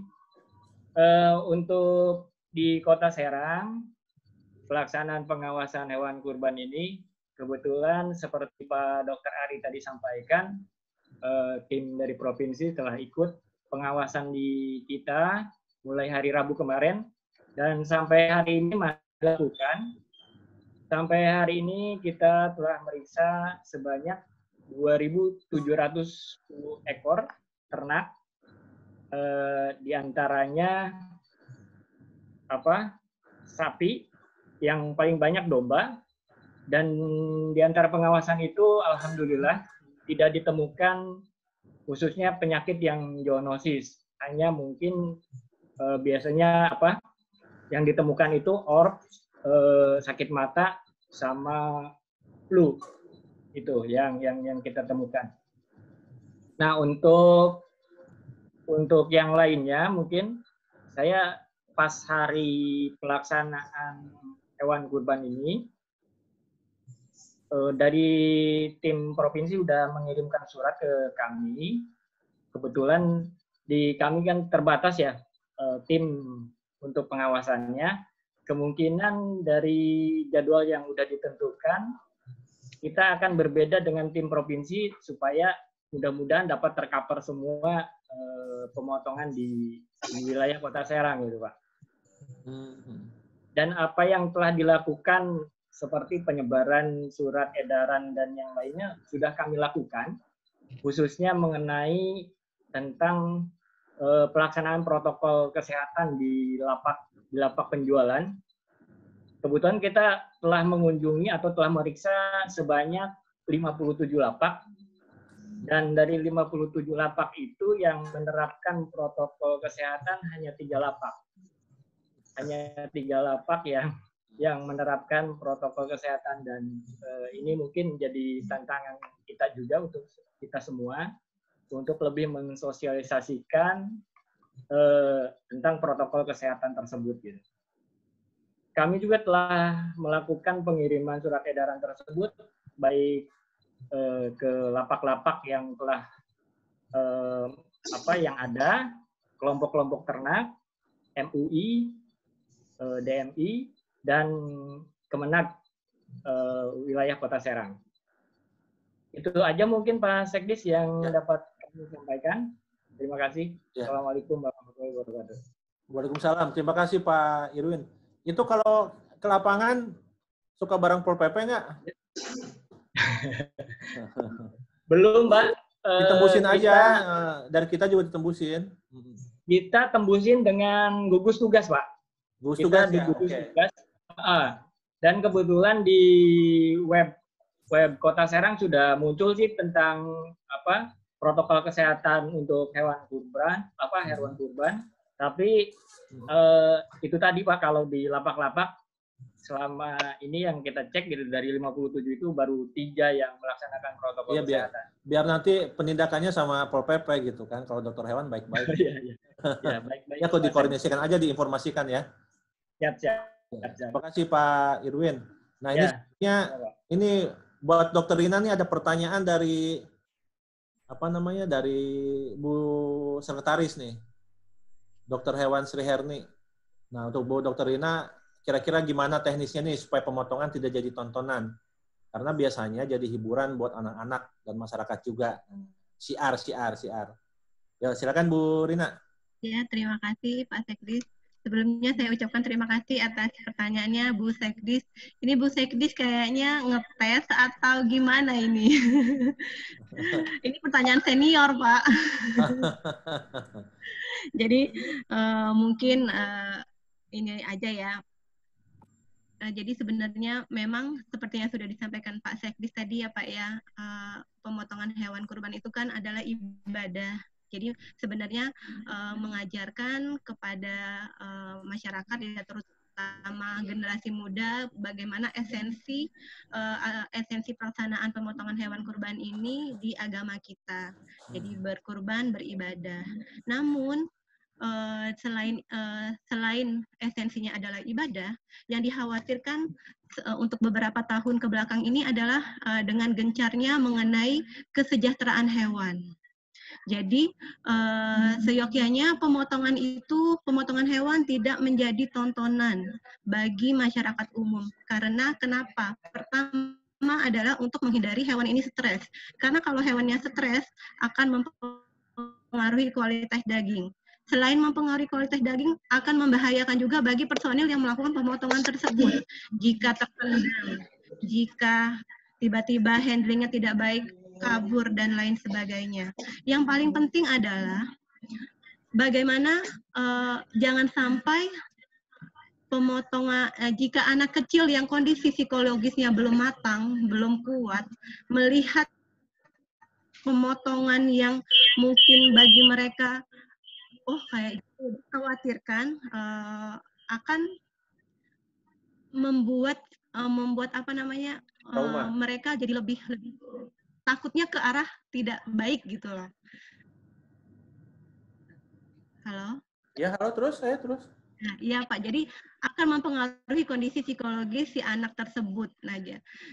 Jadi mungkin apalagi di kondisi pandemi seperti ini, diharapkan tidak terjadi kerumunan, ya panitia DKM ya mau nggak mau harus melakukan sosialisasi kepada masyarakat ya mungkin dalam momen pada saat pada saat khutbah Jumat atau setelah sholat berjamaah diinformasikan. Untuk momen kali ini diharapkan tidak ada kerumunan masyarakat untuk melihat pemotongan karena kita mencegah terjadi penularan COVID pada momen sekarang. Mungkin seperti itu Pak Sekdis. Baik, terima kasih Bu Rina. Memang sekarang ya seperti itu. Walaupun sudah diumumkan, dihimbau, tapi biasanya suka ramai aja. Jadi memang harus ada di new normal ini salah satunya adalah harus ditambah dengan motivasi atau kerja yang lebih keras dan cerdas lagi ini. Soalnya ya masyarakat masih banyak yang menganggap bahwa ya itu tidak ada atau gimana gitu. Nah ini tugas kita semua rekan-rekan untuk bisa mensosialisasikan tentang bahaya COVID ini. Nah selanjutnya ada dari DKPP Kota Cilegon nih saya lihat nih. Halo? Kota Cilegon, dibuka mic-nya sama videonya.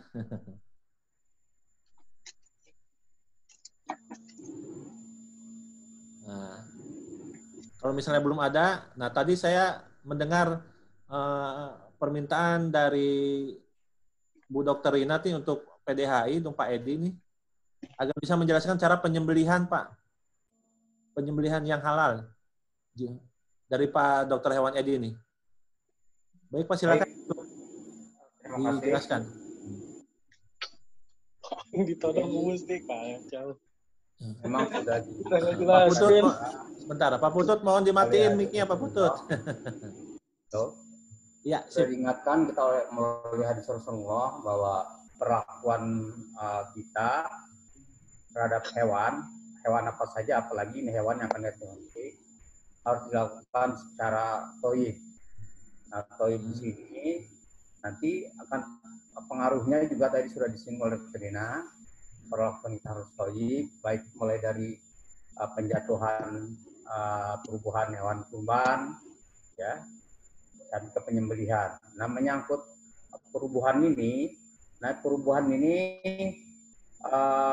memang disunahkan dia menghadap ke kiblat. Untuk kalau teman-teman yang menggunakan metode rope, nah ini kalau saya saran saja, ini saja nanti ternaknya itu menghadap ke selatan, ya.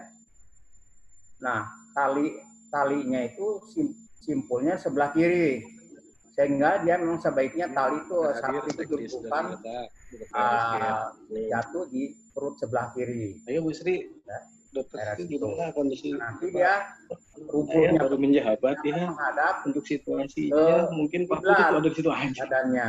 Nah sekaligus juga, kalau ini kan sebelah kanan, bisa saja seperti ini. Itu nanti jatuhnya dia akan ke kanan. Nah kalau dia model sapi model contohnya seperti ini, nah ini nanti kalau seperti ini kira-kira ini menghadapnya dia ke utara. Nah jatuhnya ke sebelah kanan, badannya ini akan menghadap ke sebelah barat. Nah, jadi sapinya kepalanya menghadap ke mana? Jatuhnya kepalanya menghadap ke kiblat dan pemotong ada di posisi sebelah kanan. Jadi kalau sebaliknya, kalau dia posisi tali ini sebelah kiri, nah sapi itu dihadapkan ke sebelah selatan dan dia jatuhnya nanti akan jatuh sebaiknya memang daerah sebelah kiri, ya kan? Karena kalau sebelah kiri itu adalah di situ ada rumen yang tidak terlalu terbanting, akan terbantu dengan aninya rumen tersebut. Kalau rumen kan banyak gas, dia tidak terlalu kesakitan, itu maksudnya. Nah, nanti dia akan jatuh. Kalau yang tadi simpulnya sebelah kiri, ya, akan jatuh badannya menghadap ke kiblat juga. Kemudian untuk masalah penyembelihan ini, pisau memang harus tajam sekali, minimal untuk sapi panjang 30 cm, ya. Dan itu lokasi pemotongan itu kalau di tulang leher itu antara tulang leher 1 sampai 3, kalau diukur dengan jari mungkin 5 jari kalau sapi, ya. 5 jari dari ukurannya dagu sebelah dagu, ya, dari dagu paling bawah itu diukur 5 jari, ya, 5 jari. Nah itu disitulah di ujung jari kita itu kira-kira letaknya di situ. Dengan cara kita tarik kulit sapinya itu ke atas. Nah kemudian dilakukan pemotongan. Nah pemotongan ini memang diupayakan dengan pisau yang sangat tajam. Nah bagaimana caranya ngetes pisau yang tajam ini? Itu supaya tahu pisau. Nah ini di sini biasanya kita ambil selembar kertas, kemudian kita potong. Kalau langsung terpotong itu tajam sudah. Nah kemudian kita lakukan pemotongan tadi itu dengan ukuran katakan sekitar 5 jari di bawah dagu, kita potong. Terserah itu kalau yang biasa mungkin dengan satu kali potongan dengan cara memegang gagang pisau dari bawah, saya juga, atau dari atas ke bawah atau dari bawah ke atas. Tinggal memang harus ditekan yang kuat, ya. Dan itu nanti sahnya pemotongan itu harus terpotongnya, utamanya di situ ada saluran napas, saluran makanan, ya, trakea, saluran makanan bagus. Kemudian ada 4 pembuluh darah vena kiri kanan, kemudian pembuluh darah arteri, ya, itu juga kiri kanan harus terputus semua itu.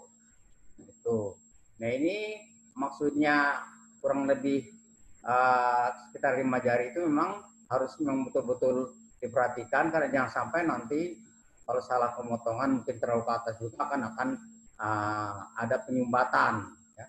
Karena kalau untuk kambing, nah ini kalau untuk kambing 3 jari, ya, ukuran dari di bawah dagu itu 3 jari. 3 jari, sama kalau ukuran leher juga kurang lebih antara tulang leher 1 sampai dengan 3. Nah, itu kalau untuk kambing kurang lebih bisa panjangnya cukup katakanlah sekitar 20 cm pisau panjangnya. Kalau untuk sapi tidak boleh kurang dari 30 cm panjangnya. Dan harus yakin betul bahwa pisau ini sangat tajam karena dengan sayatan yang sangat cepat itu mengurangi rasa kesakitan dia. Ya. Kemudian setelah disembelih, nah kemudian dibiarkan darahnya mengalir dengan deras, dan kemudian dilakukan untuk meyakinkan bahwa sapi ini sudah mati karena kita akan kuliti, ya, kita potong pahanya kan kuliti itu adalah dengan cara memeriksa refleks mata ini. Kalau sudah tidak ada pengendipan lagi, nah itu yakin sudah mati. Nah itu mungkin menyangkut mulai dari perubuhan. Nah sekarang ini memang perubuhan ada yang sudah model perubuhan ini Pak Sekdis, ini yang alat-alat yang sederhana, tidak perlu yang terlalu mahal, sudah ada dikembangkan oleh masyarakat ini. Nah, namun yang belum mempunyai alat adalah bisa menggunakan metode menggunakan tambang tadi. Nah karena kita ini katakanlah dalam suasana pandemi COVID Corona, nah ini tambangnya diupayakan ini harus agak panjang sehingga jarak antara yang megang tambang antara 1, 2, 3 mungkin ini harus berjarak juga. Nah kalau kemarin kita biasanya pakai 12 meter, mungkin ini agak lebih lah supaya jaraknya agak lebih panjang kan. Kalau misalnya nariknya dempet-dempetan gitu kan, nah ini kan juga tidak sesuai. Mungkin untuk ini harus juga diperhatikan. Kemudian menyangkut tadi pertanyaan dari Dr. Herni, menyangkut memang terus terang saja ini Bapak-Ibu sekalian, kita dilema di lapangan adalah kalau memotong hewan kurban memang terus terang masyarakat itu, apalagi yang punya Pak, yang tidak punya hewan kurban hanya ingin mendekat melihatnya.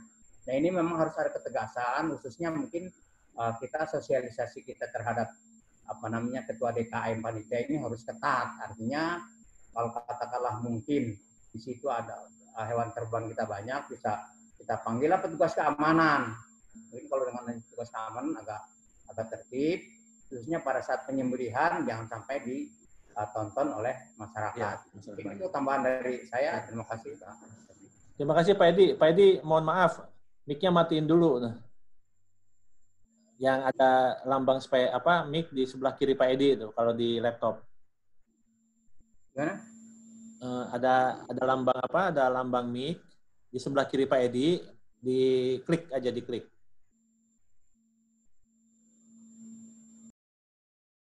Nah, sip. Nah, terima kasih Pak Edi. Makasih Pak Edi atas masukannya tadi tentang tata cara penyembelihan ya. Memang itu ada sesi khusus sebetulnya, dan alhamdulillah kan sudah setahun lebih ada asosiasinya Juleha, Juru Sembelih Halal itu ada gitu, dan itu membantu pemerintah, membantu kita untuk mensosialisasikan tata cara penyembelihan yang toyib tadi ya. Baik, ada pertanyaan lagi nih, ini di chat pertanyaan saya cek tidak ada, adanya email doang nih untuk pengiriman sertifikat ya. Ini banyak nih. Nah, rekan-rekan yang lain mungkin ada pertanyaan dari rekan-rekan. Kalau tidak ada nih, saya lihat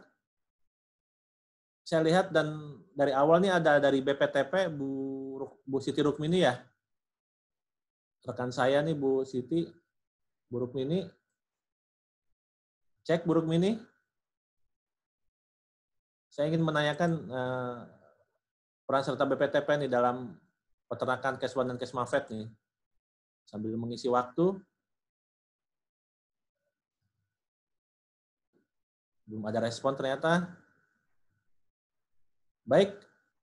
Ini rekan-rekan nih, saya mau ada satu suara atau dua dari penyuluh nih. Saya lihat dari Malingping ada, kemudian dari Kabupaten Serang ada nih. Sok suaranya mumpung ada di sini, mangga. Bu Ira dari Malingping. Ini tiap acara ada terus nih saya lihat nih. Bu Ira, halo?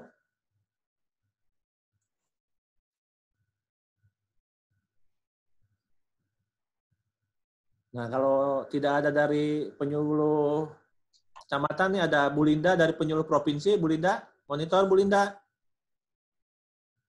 Ada yang bisa disampaikan pada acara ini tentang Kes1 dan Kesmafet, Bu Linda?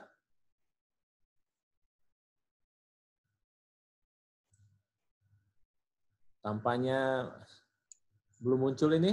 Halo? Baik, jika tidak ada pertanyaan dan tanggapan, apakah kita bisa tutup nih acara ini? Ada yang mesti disampaikan atau beberapa, ayo? Beberapa di ini, saya panggil tidak ada tadi. Sedikit mungkin Pak Sekdis. Yo, Pak Ari ya, mangga. Jadi mungkin karena kita juga insan kesehatan hewan mempunyai keterbatasan SDM, di mana dokter hewan provinsi sendiri hanya 6 dan totalnya itu sekitar 50-an, sementara Provinsi Banten ini sangat amat luas. Jadi mungkin karena di sini ada teman-teman PPL juga, kami juga mohon bantuannya ke teman-teman PPL untuk melaksanakan pemantauan khususnya di wilayahnya masing-masing, seenggaknya di dekat rumahnya lah masing-masing gitu. Dan kalau misalnya ada indikasi-indikasi yang mengarah baik itu hewannya kurang sehat atau memang ada penyalahgunaan hewan kurban dan lain-lainnya, mohon diinformasikan juga ke kami sehingga kami bisa melaksanakan istilahnya penyuluhan lah, bukan penyuluhan, edukasi ke DKM atau tempat penyembelihan setempat. Dan tadi juga disampaikan mungkin bahwa Pak Yudi menyampaikan bahwa diperlukan surat keterangan kesehatan atau untuk kesehatan yang dibuktikan dengan swab atau rapid test, tapi kalau misalnya khusus untuk orang-orang dari daerah luar kota itu memang harus ada surat kesehatan yang dinyatakan oleh rumah sakit atau puskesmas, tapi memang tidak disebutkan apakah harus disertakan juga rapid test atau swab tersebut.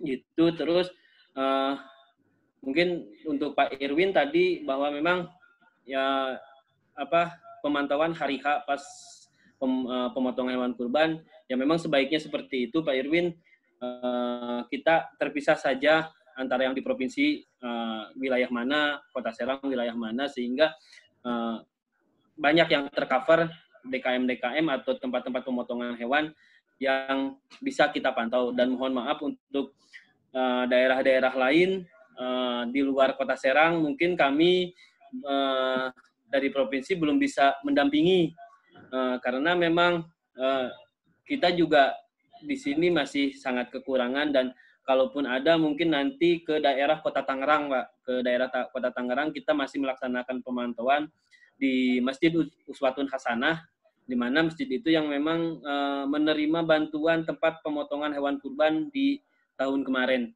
Jadi mungkin itu masih kita pantau, dan mungkin mohon kerjasamanya juga ke Kota Tangerang. Mari kita bersama-sama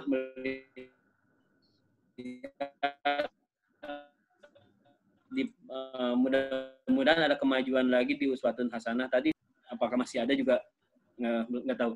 Mungkin itu Pak Sekdis yang sedikit tambahan saya. Terima kasih. Ya, baik, terima kasih Pak Dr. Hewan Ari.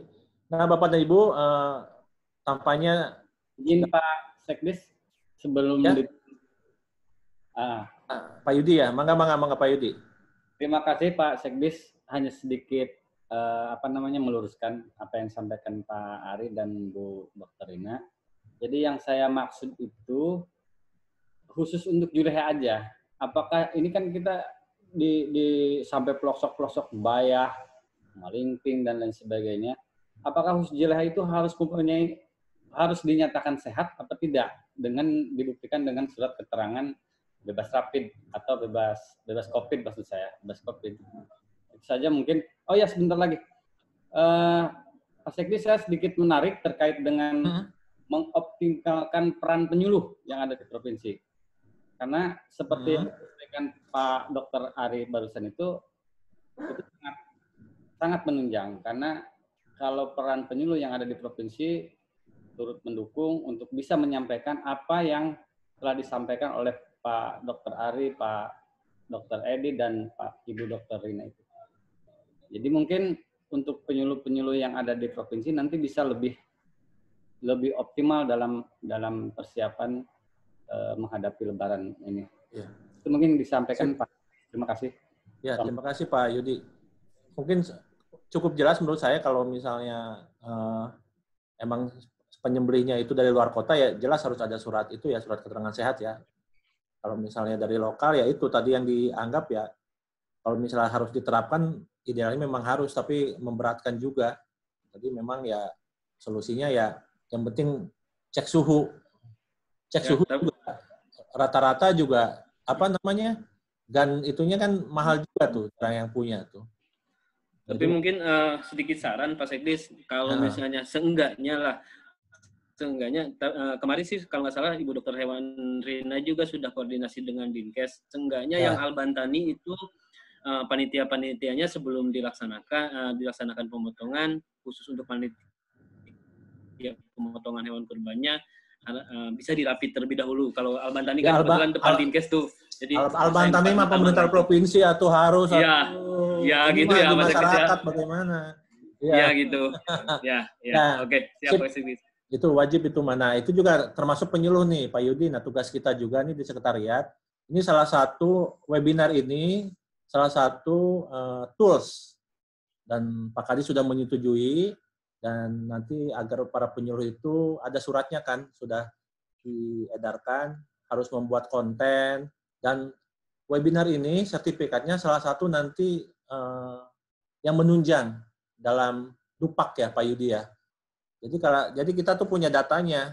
Rekan-rekan penyuluh yang tidak suka ikut webinar ya mohon maaf, nanti ada agak lambat nanti Dupaknya berarti. Ini ke depan ini akan wajib karena ini adalah new normal kita. Betul Pak. Ya, ini new normal kita dalam kepegawaian. Karena kita tidak bisa ketemu langsung, dan dengan cara inilah yang paling mudah kita bisa ketemu langsung. Webinar ini tidak hanya ajang sebagai sosialisasi, juga ajang silaturahmi. Kalau kita silaturahmi, kita dapat informasi. Kalau kita dapat informasi, kita punya data, berarti kita punya pencerahan di masyarakat untuk menyampaikan ke masyarakat. Baik, terima kasih ya rekan-rekan ya, sudah sampai mau 3:30 nih, 15:11. Tampaknya cukup jelas ya, walaupun tidak cukup jelas. Nanti ini live di Facebook bisa ditonton ulang. Kemudian juga tadi rekan-rekan kabupaten kota juga punya media sosial sendiri. Kita saling taut-mentaut ya. Sekarang eranya gitu. Share, like, and comment. Jangan lupa subscribe katanya gitu. Nah ini cara kita untuk mensosialisasikan kepada masyarakat. Dan keniscayaan bahwa masyarakat sekarang pegang smartphone semua. Jadi semua bisa terinformasi dengan mudah. Baik, sebelum kita tutup, saya minta Pak Kadis Pertanian Provinsi Banten untuk bisa memberikan kata-kata penutup, Pak. Terima kasih, Pak. Mangga. Baik, terima kasih Saudara Sekdis ya selaku host moderator. Saya terima kasih cukup kita bangga pada webinar sesi keempat. Pasti ada yang masih menggelitik. Saya selaku Kepala Dinas juga selaku perlunya nih, kita perlunya penyuluh tingkat Provinsi Banten. Saya perhatikan peserta para penyuluh yang ada di webinar masih minim sekali. Saya kemarin sudah bertemu dengan Pak Iksanur, waktu Ketua Perhitani Nasional. Juga ini juga perlu kita sadari bahwa Jakarta kebetulan punya jargon dengan Kosratani. Karena dengan Kosrada sampai dengan ketiga kecamatan. Justru inilah sesungguhnya webinar di STAN Provinsi Banten untuk kita memulai menginisiasi bagaimana fungsi Kosratani di tingkat kecamatan. Mungkin pada yang berikutnya saya tadi sangat sependapat dengan Saudara Sekdis. Nanti untuk kita penilaian Dupak dan sebagainya, bahkan mungkin juga untuk pemberian uang saku juga melalui APBD provinsi, saya akan nanti melihat ketiga kehadiran di setiap webinar yang diadakan di Distan Provinsi Banten. Karena saya secara jabatan, saya di sini selaku sekretaris Korlu tingkat provinsi, di mana ketuanya adalah gubernur. Jadi ini tidak bisa dianggap kita enteng. Jadi saya harapkan nanti sudah sekdis, pasca ini kita nanti membuat surat edaran kepada Kabupaten Kota. Inilah merupakan wahana, kita merupakan untuk kita bersilaturahmi. Banyak beberapa hal yang akan banyak nanti kita disampaikan oleh webinar ini. Terus yang berikutnya, saya juga bangga dengan para narasumber. Tapi lagi-lagi kita selaku umaro, selaku pemimpin kita pemerintahan yang punya kewajiban kita bersama dengan ulama. Kita semua sangat bersinergi. Bagaimana aturan syar'i adalah melalui ulama. Juga tadi perlu meluruskan yang disampaikan Dr. Ari, bahwa hewan kurban wajib hukumnya itu jantan. Tidak ada masalah betina, kalau nanti bab nanti betina, babnya yang lain, kita untuk pemotongan betina produktif. Tapi kalau berbicara untuk hewan kurban, kita saklek to the point, adalah semua harus kita jantan. Nah, yang berikut juga kita pastikan, kita selaku umaroh punya tanggung jawab yang luar biasa. Tanggung jawab bagaimanakah kita menerapkan aturan yang tidak bertentangan dengan aturan kita yang ditetapkan oleh ulama melalui MUI. Bagaimana protokol kesehatan kita sampaikan juga dengan baik. Juga pesan amanat dari Pak Gubernur, kita tidak boleh melawan dengan kearifan lokal. Apakah kearifan lokal? Lagi-lagi, tadi juga Ibu Rina menyampaikan, mungkin kita tidak bisa mengurangi kerumunan massa saat pemotongan. Itu bisa kita lakukan. Lagi-lagi, kalau semua dipotong di RPH, ini mohon maaf, ini Pak Gubernur juga mengkoreksi, ya bukan tidak boleh. Yang ingin memotong hewan kurban, mohon maaf, kita ingin langsung lihat hewannya dipotong, dalam tanda kutip melihat dipotongnya. Tapi ini juga, mari kita batasi dengan aturan yang ada. Prinsip utamanya adalah kes rawan adalah sebuah persyaratan. Tentunya hewan ingin kita potong, ya harus memenuhi kita syari. Nah, ini juga kita lihat di video ini. Dan juga kemarin ini video ini sudah saya sampaikan kepada Ketua MUI kita Banten, Pak Kiai Haji Romli. Tolong Pak Kiai kami untuk dievaluasi untuk alat pemotongan ini. Ini tahun depan akan coba kami anggarkan melalui APBD. Melalui APBD kami anggarkan nanti dengan beberapa percontohan di DKM di tingkat provinsi Banten. Nah, kami masih nanti menunggu nanti hasil kajian MUI Banten. Apakah alat ini kita dari sisi kesrawannya memenuhi syarat? Apakah dari sisi syar'inya memenuhi syarat? Apakah dari bahan-bahannya, dari bahan-bahan metalnya memenuhi syarat? Nah, kalau ini memenuhi syarat, saya diminta ke Pak Wijo, Pak Sekdis dikawal. Renja kita di tahun 2021 minimal kita bisa menganggarkan alat ini pada beberapa DKM. Kalau ini bisa kita lakukan, ini kita tentunya akan tingkat kontrol kita akan lebih mudah. Mari kita saksikan video ini.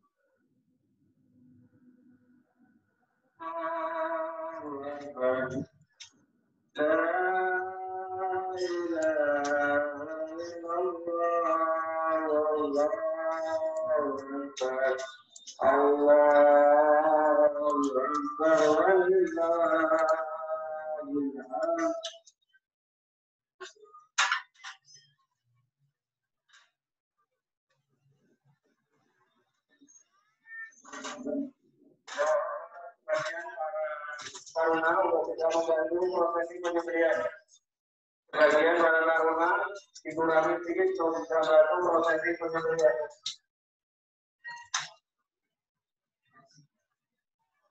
Kepada Bapak Ibu sekalian yang saya maksud tadi, setelah menyampaikan prosesi penyembelihan.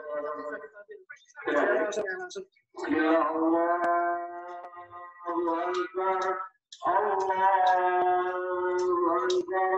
Allahu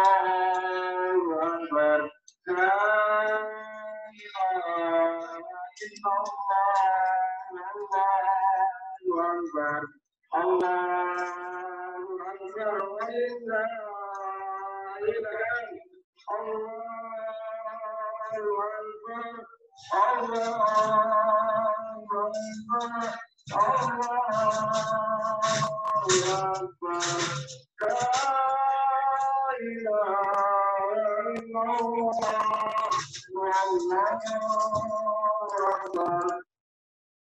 itu teman-teman semua di penghujung kita webinar ini yang sekali lagi niatkan dalam diri kita bahwa sebuah pengabdian kepada bangsa dan negara adalah kita wajib, kita hukumnya, dan kita selaku ASN, apakah tingkat provinsi, tingkat kabupaten kota, mari kita dituntut kinerja yang lebih baik, dan kita berdoa semoga COVID-19 ini cepat berlalu, cepat hilang di muka bumi.